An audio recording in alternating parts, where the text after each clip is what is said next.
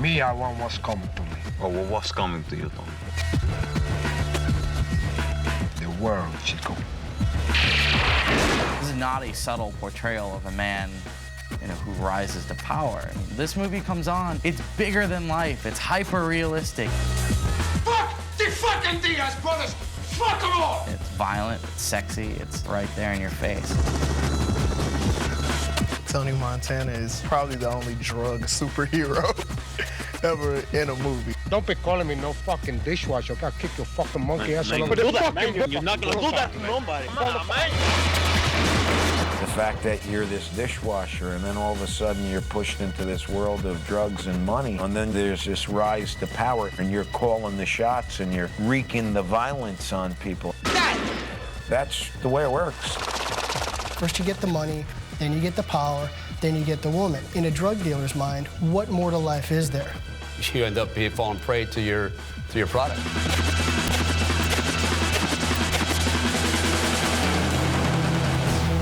You get comfortable, you get complacent, you lose control, you end up dead.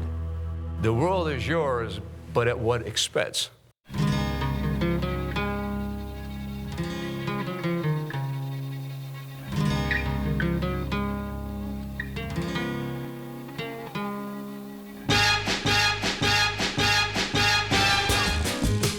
If you look at the situation in the 80s in Miami, some of the things that were happening politically and culturally just sort of lent themselves to the proliferation of drug trafficking. It was the beginning of the cocaine cowboy era. Cocaine was coming into the U.S. in record quantities. There was a strong demand for cocaine. It was just such a crazy environment. The restaurants were booming. The discotheques were just loaded. Whether it was the people that were there partying to use the drug, the people that sold it in the club. If you took the drug money out of Miami, the whole state would sink. And then you're gonna find out your biggest problem is not bringing in the stuff, but what to do with all the fucking cash! Tony Montana came from Cuba in the famous boat lift and found himself in a country with which he wasn't familiar, with no gainful employment and really no way to make a name for himself. The criminals that came out of the Cuban jails, their opportunities were certainly limited. And then they saw drugs and trafficking drugs as a way to escape and give them power. Somebody says that, you can move this bag of cocaine and I'll pay you, $50,000. And now you got the opportunity to be the powerful guy, handling the gun, having the money, the women. The world is yours. I mean, who's gonna wash dishes? Come on! Oye! Ya te... Kill you!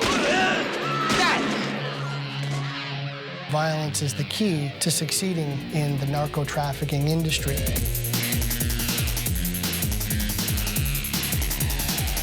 It's a ruthless situation. The things around you that would make the normal individual say, I don't want to get involved in drugs. I don't want to go to jail. I don't want to get killed. Tony Montana was willing to take that chance. This is a man who shows up a badass. He shows up a hardened criminal. And he really does become quite a power throughout the film with just naked, unchecked aggression. So long, man. Have a good trip. Fuck you! The way you rise to power is please the hierarchy by making good deals, making money, not bringing heat to the organization, and being a loyal soldier. Or you make your own organization and you make that power yourself by being ruthless. All I have in this world is my balls and my word, and I don't break them for no one. Anybody who came against them had to go. There was no conversation. There was no debate. They just had to be taken out because they were in the way of his goal. Shoot that piece of chip. No! There was a drug kingpin where they killed him, killed his wife, killed his kids, threw them in a swamp in Colombia. It just happened last year. Whether it's a hit on an entire family, on someone they believe is an informant, they will take quick and decisive action, and they'll do it in a manner that sends a message to everyone around them to be aware that this is a person, this is an organization that you do not want to cross. Drug dealing at its essence is all about money. Power, ego. The women, the fast cars, the fancy houses. Party, party, party. Tony Montana displays his power prominently through the things that he has. A tiered swimming pool, a giant bathtub. Different suits every day, throwing money away. Well, you know you're a Cuban Miami drug dealer if you own wild exotic pets that eat people. He was on some Michael Jackson stuff with that one, like excess to the fullest extent. If you go back to the Scarface era, they made no effort to hide the fact that this guy's running dope. That highfalutin flashing the cash, you might as well put a sign on your back saying, you know, I'm a drug dealer. You start to feel invincible. You're blinded by the fact that you're making money. You're blinded by the fact that certain people respect you. A drug dealer, you don't live a legitimate lifestyle. Like, you're not supposed to be just out there not caring who sees you. Like, you have no way to prove where you got this money from.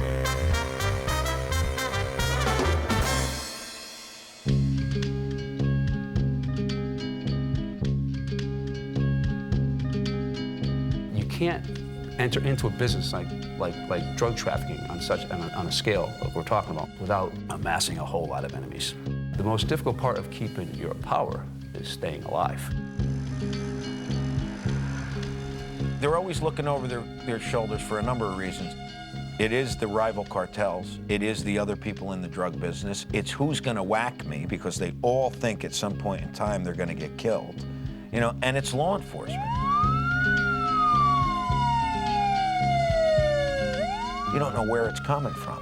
So you always have this tremendous paranoia. And then when you get with a Tony Montana, where you're doing cocaine, it just increases that paranoia to the point where you can't function.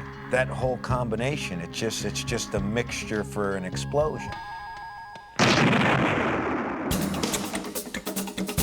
And I think Tony's paranoia really comes from the fact that he broke the cardinal rule. You don't get high on your own supply. And he was really snorting coke out of control.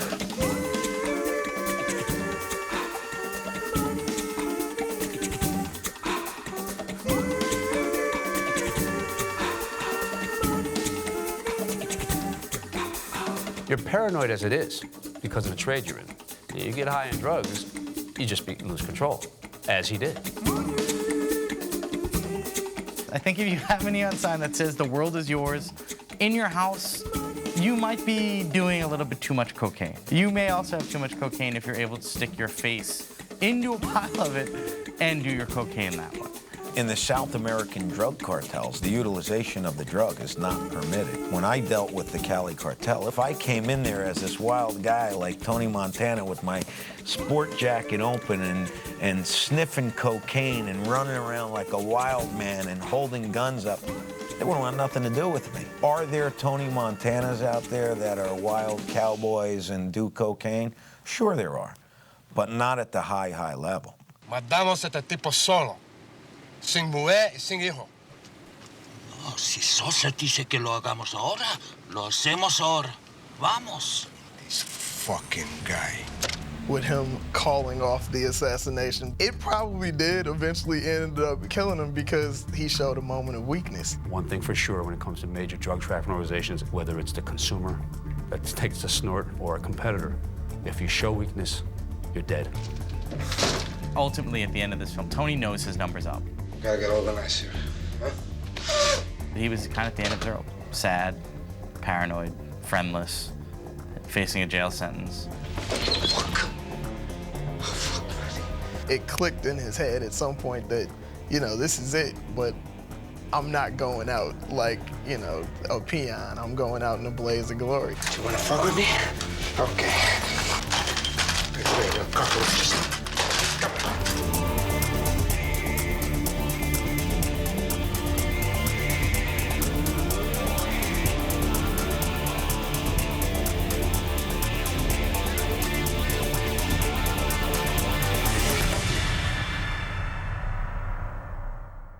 He goes down swinging, trying to keep the world his. And if you want his world, you're gonna have to take it in the same way that he took it. For him, that's a hero's death.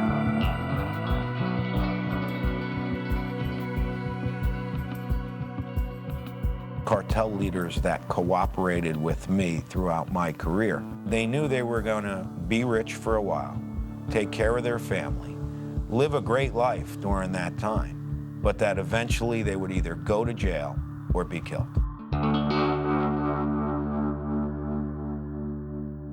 When I think about what I see in drug law enforcement today, it is not uncommon for me to go into a home of a trafficker at any level and see an Al Pacino picture on the wall, to see a Scarface poster. I think the appeal is just coming from nothing to something. In a twisted way, it's the American dream. I work hard for this. There's a lot of reality as to how someone can start as a dishwasher and make it all the way to the top. This guy came from nothing, rose through the power, lived the good life, had everything he wanted to have, and then in the ultimate end, ends up in the base of a pool. You know, the world ain't yours. The moral of the story is, don't be a Miami drug dealer. And if you're gonna be a Miami drug dealer, don't have a gun battle in your house. ¡Yo te digo que estoy